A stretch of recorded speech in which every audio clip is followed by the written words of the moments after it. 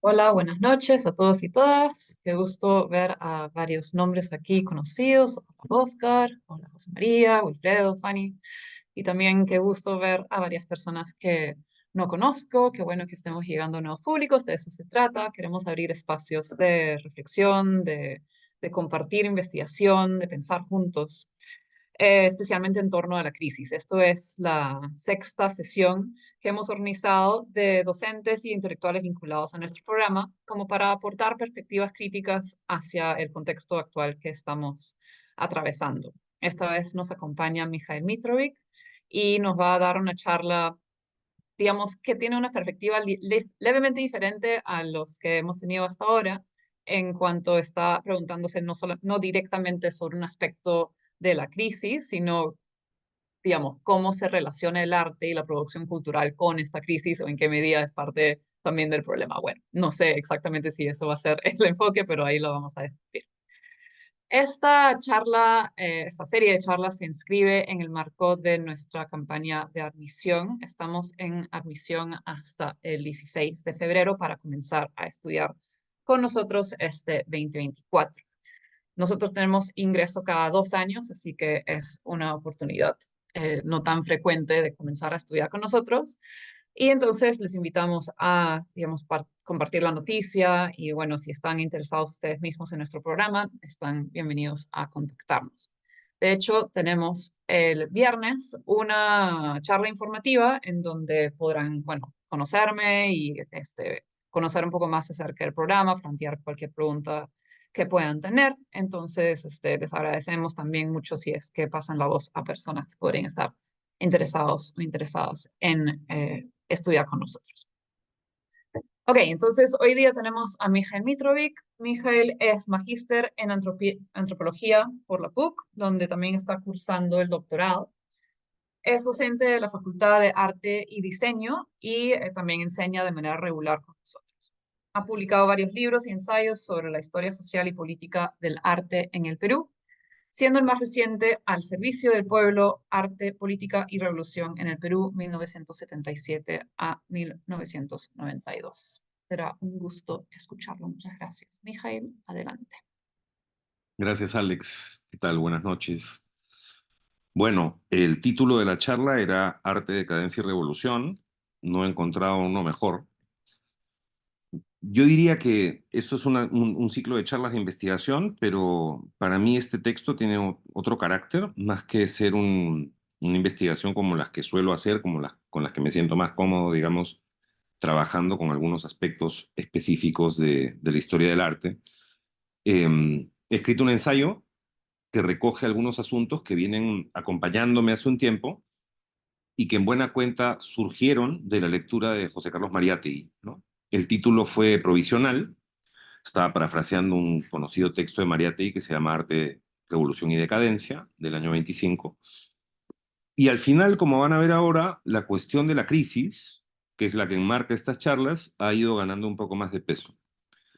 Entonces, voy a pasar a leer.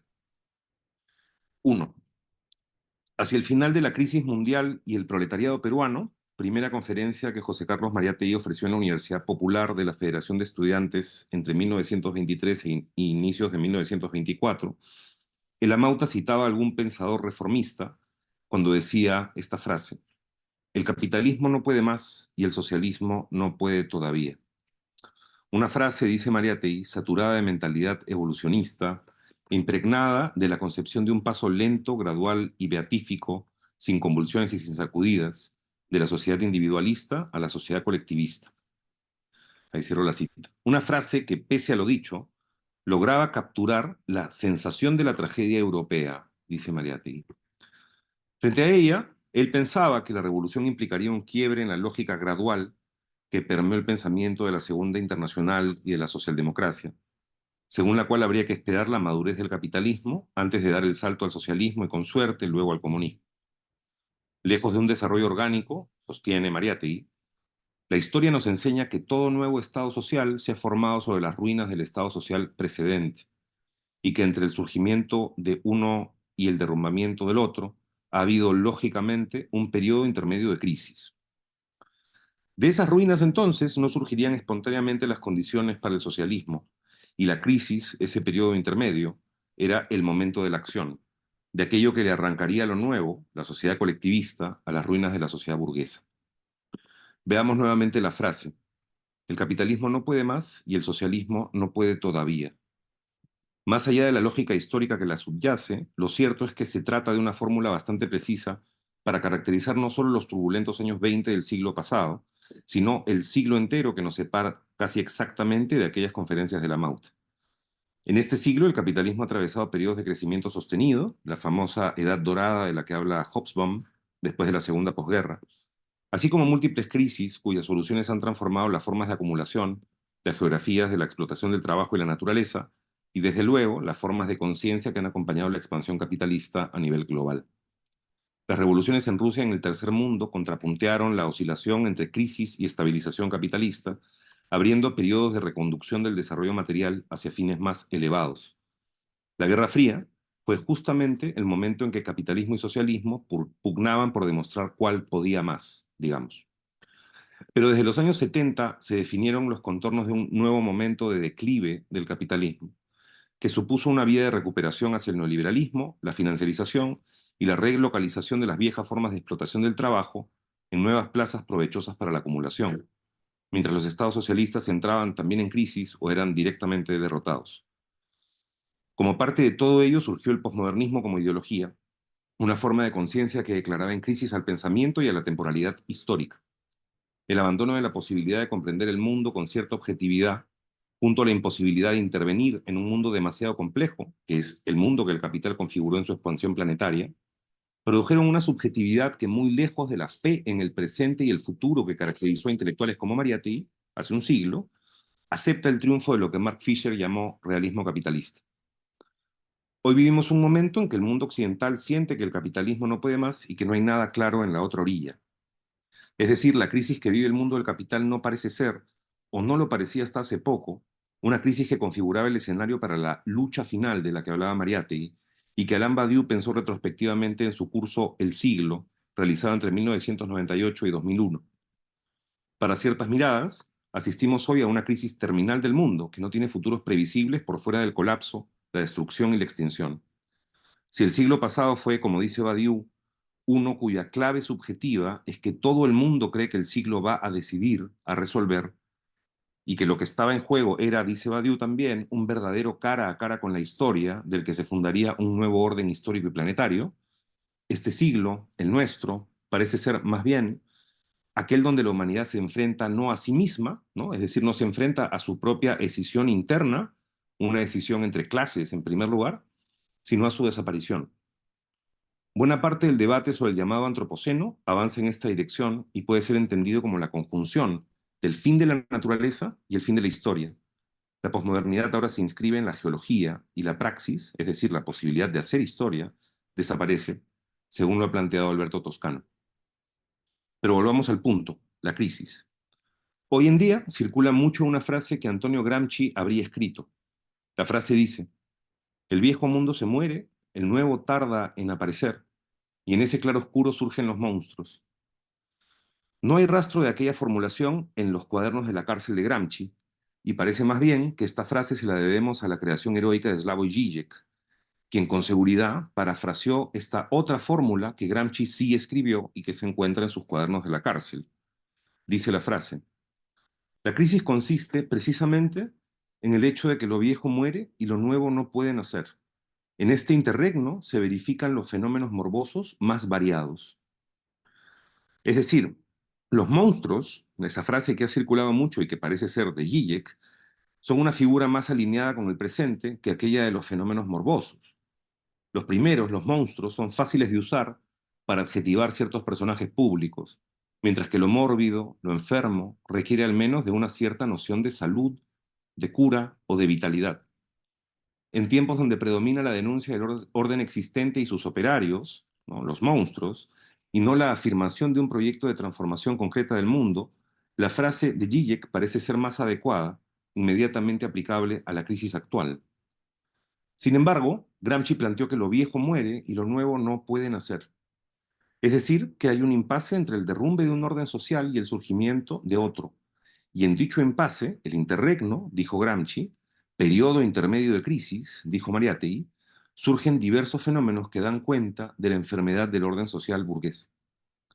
En 1930, Gramsci pensaba de este modo la crisis orgánica o crisis de autoridad en la que Europa entró después de la Primera Guerra Mundial, aquella que enmarcó la brutal represión de socialistas y comunistas en varios países durante los años 20.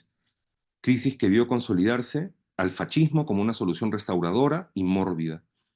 Mariátegui conoció todo esto de primera mano en su viaje a Europa y compartió con Gramsci varias inquietudes respecto de cómo hacerle frente desde el marxismo a dicha situación. De ahí que al final de la primera conferencia que dio, ¿no?, sobre la crisis mundial haya sido en estos términos, dice Mariátegui. Presenciamos la disgregación, la agonía de una sociedad caduca, senil, decrépita, y al mismo tiempo presenciamos la gestación, la formación, la elaboración lenta e inquieta de la sociedad nueva. Todos los hombres a los cuales una sincera afiliación ideológica nos vincula a la sociedad nueva y nos separa de la sociedad vieja, debemos fijar hondamente la mirada en este periodo trascendental, agitado e intenso de la historia humana. Ahora bien, si la frase de Gramsci parece formulada para caracterizar a las crisis en general, el Amauta trató con más precisión los contornos de la crisis mundial que vivía. La crisis de aquel siglo que vio nacer nuevamente con Badiou una concepción combatiente de la existencia, lo cual quiere decir que la totalidad misma, en cada uno de sus fragmentos reales, debe representarse como conflicto. Ahí cierro la cita.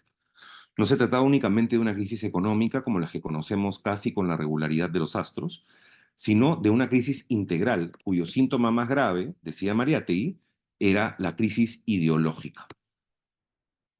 Cito a Mariátegui de nuevo. Las filosofías afirmativas, positivistas de la sociedad burguesa están desde hace mucho tiempo minadas por una corriente de escepticismo, de relativismo. El racionalismo, el historicismo, el positivismo declinan irremediablemente. Este es sin duda el aspecto más hondo, el síntoma más grave de la crisis. Este es el indicio más definido y profundo de que no está en crisis únicamente la economía de la sociedad burguesa, sino de que está en crisis integralmente la civilización capitalista, la civilización occidental, la civilización europea. Entonces, estas tendencias que minaban la vieja fe en el progreso y en la razón, que caracterizaron a la Ilustración y la expansión colonial de Europa en el resto del mundo, bien pueden ayudarnos a comprender en perspectiva histórica las posteriores oleadas de rearticulación del pensamiento modernista en el siglo XX y su puesta en suspenso con el posmodernismo desde los años 70 en adelante. La clave aquí está en que más allá de la decadencia de la sociedad burguesa que Mariátegui constató en su tiempo, o sea, de la especificidad del tipo de sociedad burguesa, ¿no?, la decadencia de lo que él llamaba librecambismo, del liberalismo clásico, de una primera forma de democracia liberal todavía no realmente masiva, el modo en que él abordó el problema de la decadencia y la revolución aporta una coordenada para recorrer el resto del siglo y llegar al presente. Un momento, el presente, que adelanto, merece volver a considerarse desde la coordenada mariateguiana, un tiempo de conflicto y combate. Decadencia y revolución entonces definieron la época de Mariátegui y con ellas también se definieron las famosas dos concepciones de la vida que Lamauta teorizó en 1925. Por un lado, dice, la generación prebélica, antes de la Primera Guerra Mundial, aspiraba a vivir dulcemente, en un mundo que parecía consolidado para siempre y asegurado contra toda posibilidad de cambio, según él cita a Adriano Tilger. Ese mundo fue sacudido por la guerra y reveló que en sus entrañas habitaba un impulso distinto. Dice, los revolucionarios como los fascistas se proponen por su parte vivir peligrosamente. En los revolucionarios como en los fascistas se advierte análogo impulso romántico, análogo humor quijotesco. El pienso luego existo de Descartes se vio sacudido por el combato luego existo que Mariátegui recoge de Luis Bello. He ahí la partición histórica. Una época racionalista, nihilista y acomodada, el viejo mundo que muere, frente a otra época romántica, revolucionaria y quijotesca, ¿no?, definida, este, que define un conflicto por lo que nacerá de esas ruinas de la decadencia. Y Mariátegui, en el interregno, en la crisis que define el paso de una a otra, escribe, la vida, más que pensamiento, quiere ser hoy acción. Esto es combate. El hombre contemporáneo tiene necesidad de fe y la única fe que puede ocupar su yo profundo es una fe combativa. La decadencia de la sociedad burguesa entonces solo podría resolverse a través de la introducción de un nuevo impulso vital en la situación mundial, y ello advino con el triunfo de la revolución bolchevique. Dice, lo que más neta y claramente diferencia en esta época la burguesía y el proletariado es el mito. La burguesía no tiene ya mito alguno. Se ha vuelto incrédula, escéptica, nihilista. El mito liberal renacentista ha envejecido demasiado. El proletariado tiene un mito, la revolución social. Así ese mito se mueve con una fe vehemente y activa. La burguesía niega, el proletariado afirma. Sin embargo, el auge del fascismo mostró que de la morbidez de la sociedad burguesa podría surgir también un impulso reaccionario, conservador, llamado lo mismo a contrarrestar la revolución socialista que a deshacer las ilusiones ecuménicas del liberalismo. Como veremos en breve, el simple hecho de aceptarse como un movimiento en combate llevó a Mariátegui a reconocer al fascismo como una fuerza activa, o sea, que tenía lugar en la pugna por su tiempo. La cuestión era comprender qué fuerzas entraban en pugna por la dirección del mundo y cuáles más bien pretendían retirarse de la escena. Para 1925, solo 2 años después de sus conferencias sobre la crisis mundial, Mariátegui conceptualizaba el presente como el escenario, dice, de la lucha final de una época y de una clase. No era una lucha objetivamente final, definitiva, una lucha que clausurara la historia, sino que Lamauta entendía que la batalla entre lo viejo y lo nuevo era vivida subjetivamente como una lucha final, y ello distingue a las subjetividades decadente y revolucionaria antes esbozadas. Esa ilusión es ella misma una forma que parece recorrer la historia. Una cita larga, creo que es la última larga. Dice Mariátegui, la ilusión de la lucha final resulta, pues, una ilusión muy antigua y muy moderna. Cada 2, 3 o más siglos esta ilusión reaparece con distinto nombre, y como ahora es siempre la realidad de una innumerable falange humana.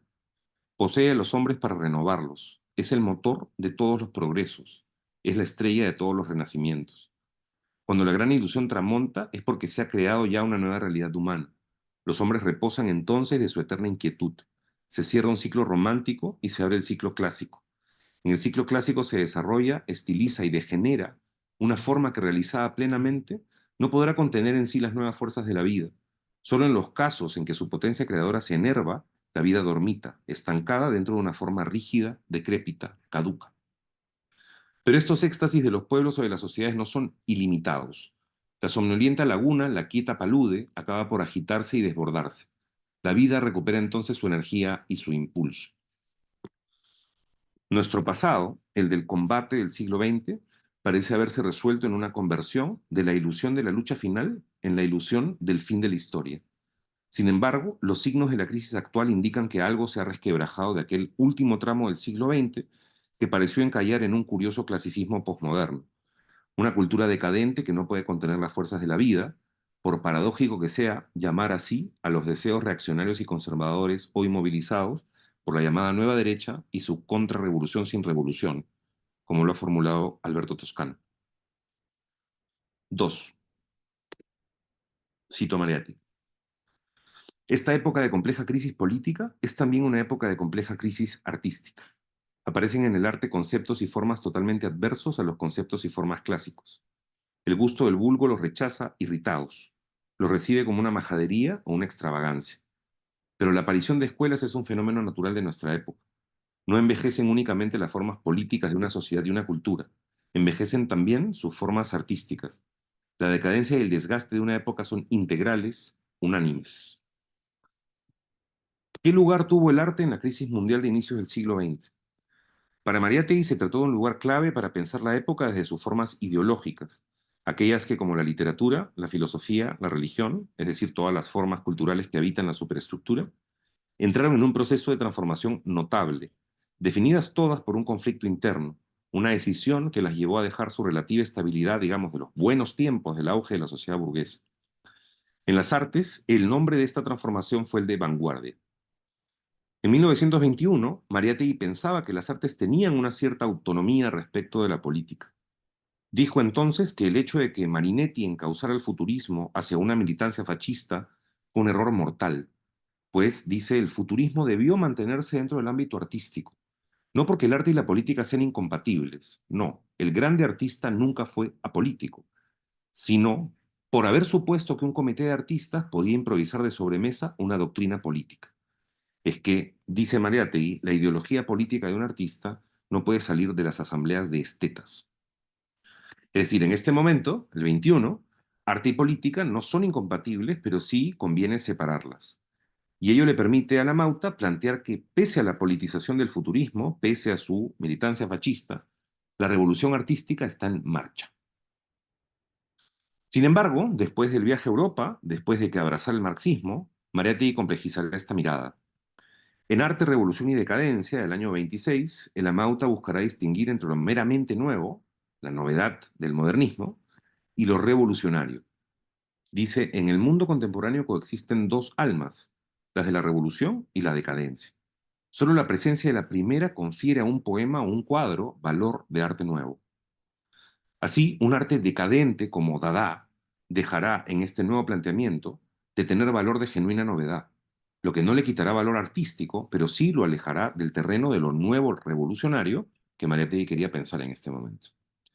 El surrealismo y el futurismo, en cambio, al entrar en la dinámica de la decisión interna entre socialismo y fascismo, es decir, al pasar de pensarse como una revolución artística a entrar desde el arte al combate, a la ilusión de la lucha final, encuentran el mito, la fe que definió la época.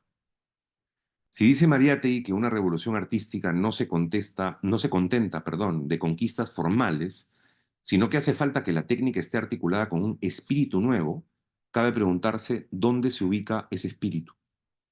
Nuevamente, en el eje decadencia-revolución, dos almas que, anotaba Mariátegui, inclusive pueden coexistir en la misma persona y definir la subjetividad también como decisión interna, como conflicto. Dice Mariátegui, Massimo Bontempelli, un escritor italiano, dice que en 1920 se sintió casi comunista y en 1923, el año de la Marcha a Roma, se sintió casi fascista. Ahora parece fascista del todo. Muchos se han burlado de Bontempelli por esta confesión. Yo lo defiendo, lo encuentro sincero. El alma vacía del pobre Bontempelli tenía que adoptar y aceptar el mito que colocó en su ara Mussolini. Los vanguardistas italianos están convencidos de que el fascismo es la revolución. He ahí el punto. Mariátegui registra el desplazamiento en una misma persona entre la decadencia, el alma vacía, y la revolución, es decir, la oscilación entre sentirse comunista y sentirse fascista. Y ello le parece más loable que pretender que el arte nada tiene que ver con la política, como lo profesaba Vicente Huidobro. Notemos que no se trata, sin embargo, de un razonamiento ontológico que pretenda capturar la verdad del arte y la política en abstracto. Mariátegui introduce la historicidad en todo esto. Dice, en las épocas clásicas o de plenitud de un orden, la política puede ser solo administración y parlamento. Es decir, en ese momento de plenitud de un orden, de estabilización, efectivamente hay por qué pensar que las artes tienen una autonomía respecto de la política, ¿no? Mientras que, sigo la cita, en las épocas románticas o de crisis de un orden, la política ocupa el primer plano de la vida. En épocas de revuelta, la política se vuelve, dice, la trama misma de la historia, aquello que se eleva a la categoría de una religión. Es un razonamiento histórico que ayuda a salir de los falsos dilemas de si el arte es o no es político, como lo ha popularizado Jacques Rancière en las últimas décadas, para más bien comprender que la articulación entre arte y política, o entre cualquier superestructura y la lucha de clases, se configura de distintos modos según las situaciones específicas. Y la situación de los años 20 y 30 del siglo pasado implicó una articulación donde el arte revolucionario lo era por estar, de distintos modos, al servicio de la política.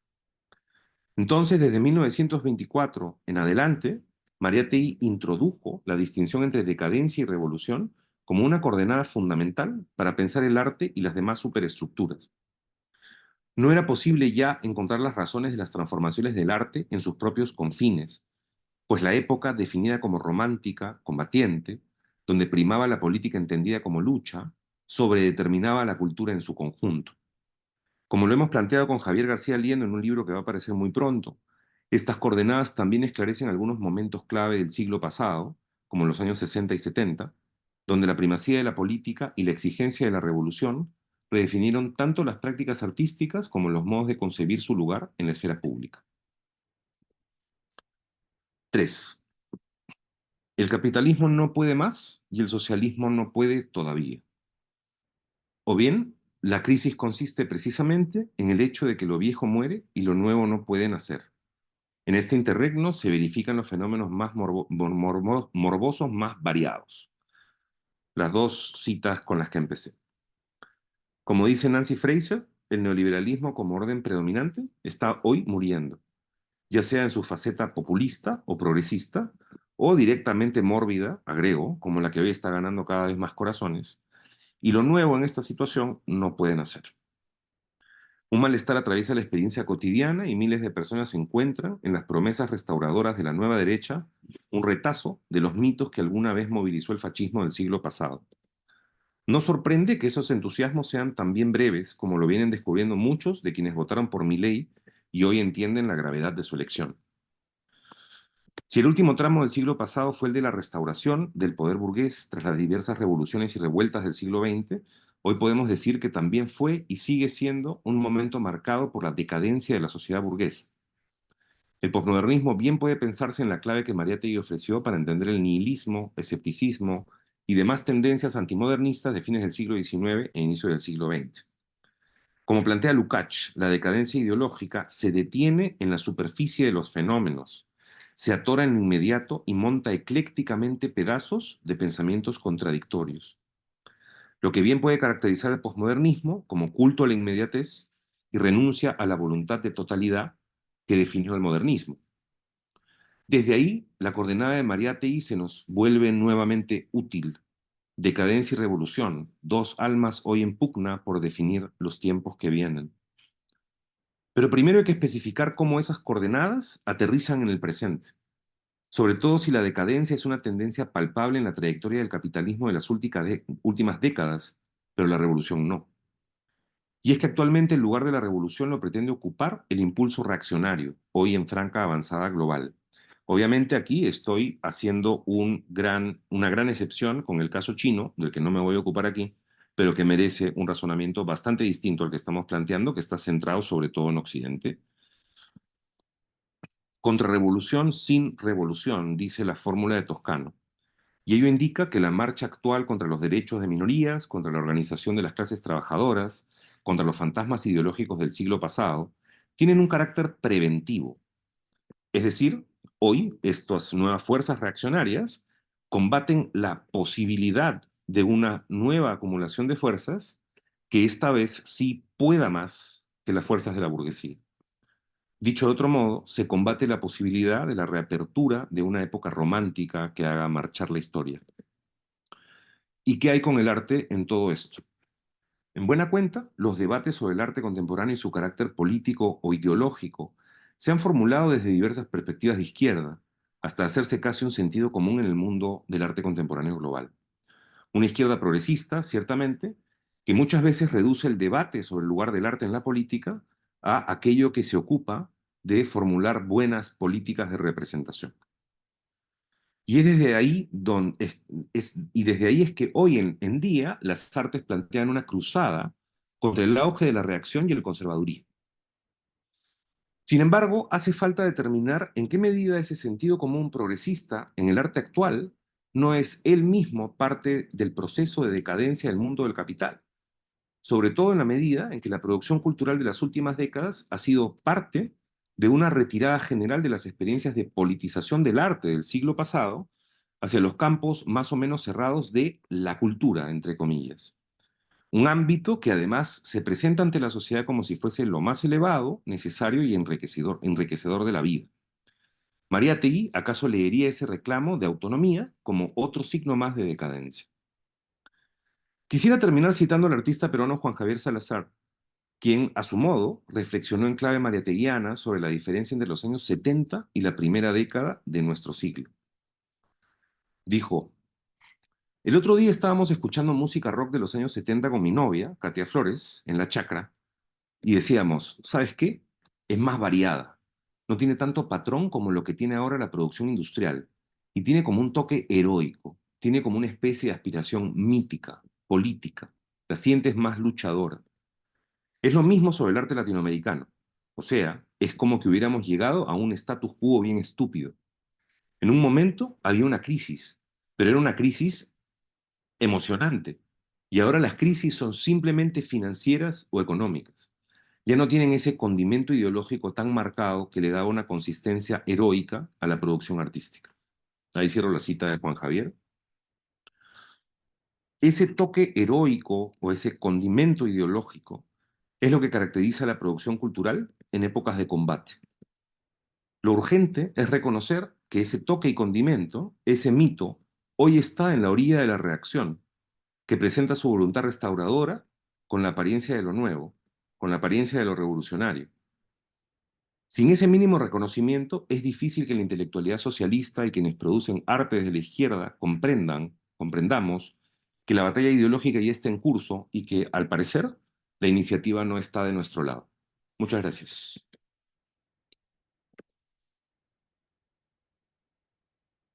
Muchas gracias, Mijail. Nos has dado bastante en qué pensar y en un tono que corresponde a las épocas. Ahora tenemos un espacio para conversar, para plantear preguntas, reflexiones.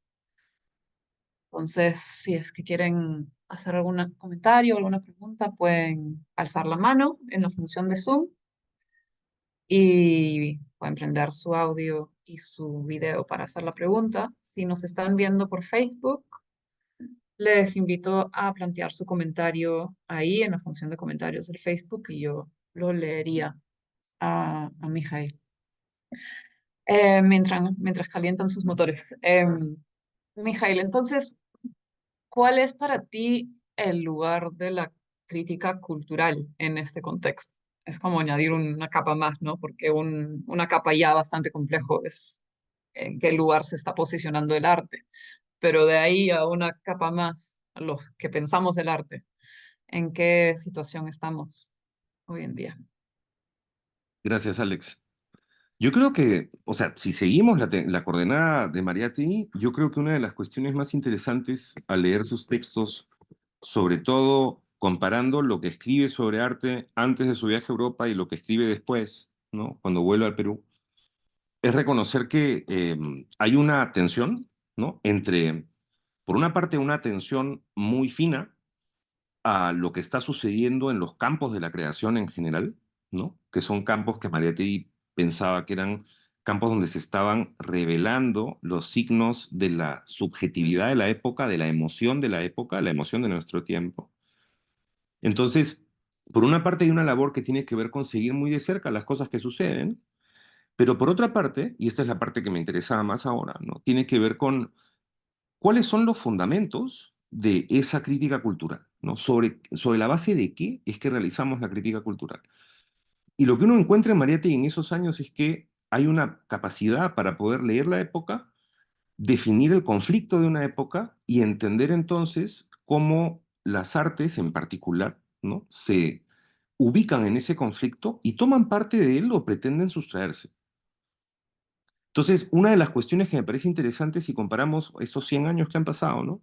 Es que el día de hoy, al tener un arte contemporáneo saturado de un sentido común de izquierda progresista, casi que está vinculado teóricamente, ¿no? Filosóficamente con la existencia misma de lo artístico, se hace bastante difícil reconocer que el día de hoy, frente a estas nuevas reacciones, estas nuevas oleadas conservadoras que están reactualizando viejos mitos y están trabajando sobre las ruinas, ¿no? de lo que fueron las ideologías de hace 100 años, frente a eso tú no puedes oponer una idea tan débil como la idea de, bueno, la cultura es importante, ¿no? Es un poco como estar en la posición de lo que Maretti llamaba o sea, lo que entendía como la posición liberal, ¿no? La posición de eh, esto es algo vital para toda la humanidad, sin hacer distinción de clase, sin hacer distinción de etnia, sin hacer distinción de lugar en el mundo. La cultura es importante para toda la humanidad, entonces no me la toquen. Si uno ve lo que está pasando ahorita con el llamado al paro, ¿no? Frente a la ley ómnibus en Argentina, uno va a encontrar diversas posiciones respecto de cómo defender la cultura. Y es bien interesante mirar que hay una manera liberal de defenderla y una manera más ideológicamente determinada de hacerlo, ¿no? Entonces, la capacidad que tenía Mariátegui para poder reconocer que el impulso vital, inclusive, estuvo en cierto momento en el fascismo y después se trocó en una cosa absolutamente conservadora, reaccionaria, yo creo que es una lección que nos cuesta aprender el día de hoy. Porque lo más fácil es denunciar y decir, miren estos cavernícolas que están diciendo que A, B, C, D, E, cuando creo que lo más importante es poder reconocer que ahí hay un impulso que se está movilizando y que mucha gente está articulándose a él, y lo que le opones a eso tiene que ser una fuerza igual de seductora en primer lugar, ¿no? Me parece. Entonces la crítica cultural puede intentar navegar ese terreno e intentar ayudar a entender qué es lo que está sucediendo ahí y dejar algunas posiciones, digamos, facilistas que son las que hemos aprendido, digamos, de la crítica posmoderna, ¿no? Gracias. Sí, de acuerdo. A ver, ¿no hay nadie más que quiera plantear una pregunta?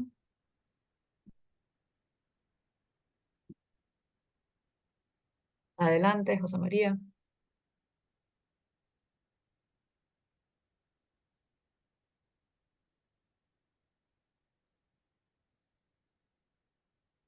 Puedes abrir tu micro. Sí, ahora sí. No, no podía hace un ratito. Ah, con video también. Ya. Sí, no, muy interesante, Miguel. Muchas gracias. Me interesó, quería consultarte por el inicio, cuando hablas de todo este discurso que hay en ciertas partes de la filosofía y la teoría cultural actual sobre el antropoceno y toda esta cuestión, digamos, de desplazamiento del antropocentrismo, ¿no? Y quería saber si para ti ese discurso y ese tipo de filosofías están siguiendo la estela del posmodernismo, o sea, como que manteniéndose en esa misma, en ese mismo flujo, digamos, y cayendo en una lógica que no lleva hacia una visión de futuro distinta, ¿no?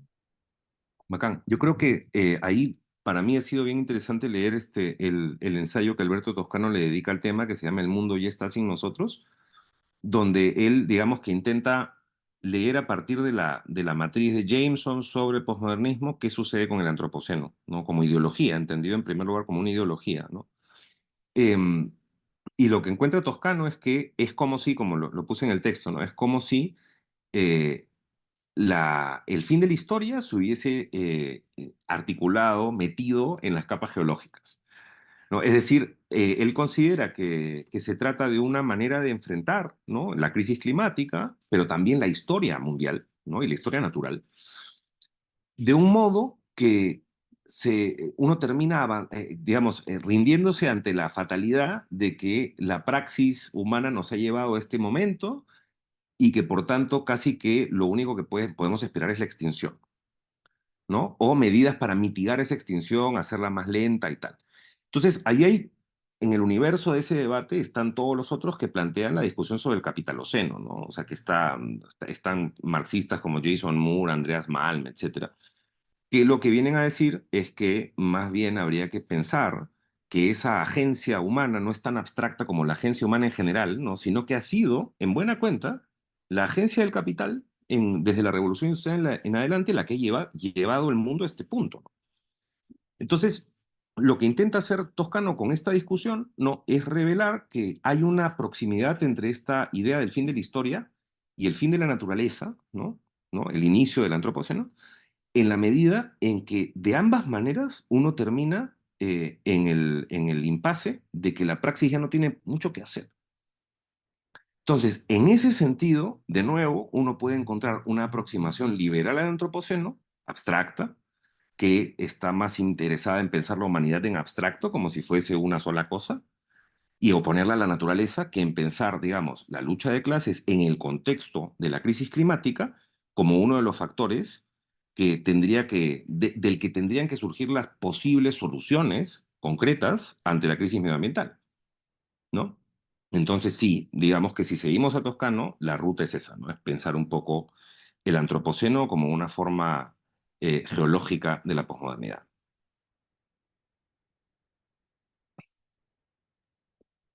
Gracias, Mijail. Gracias, José María. ¿Alguna pregunta más? ¿Comentario? Déjame chequear el Facebook a ver si hay alguno. No, no hay en el Facebook. ¿O algo que quieras añadir tú, Mijail? No, en verdad, sí, hasta ahí llegamos muy bien, no hay ningún problema. Muy bien. Bueno, entonces, con eso cerramos el ciclo de charlas sobre la crisis. Creo que esta charla ha sido muy densa y concisa, entonces nos va a dejar pensando cada uno por nuestra cuenta y ya habrán oportunidades para volver a encontrarnos y seguir conversando de estos temas. Les vuelvo a recordar que tenemos una charla el día viernes sobre la admisión al programa. Pasen la voz, están muy invitados, invitadas. Hay que inscribirse, pueden encontrar el link de inscripción en nuestras redes sociales y también estamos siempre atentas al buzón del correo de la maestría si tienen cualquier consulta. Ha sido un gusto conversar con ustedes y verles conectados. Muchas gracias por estar aquí y hasta la próxima.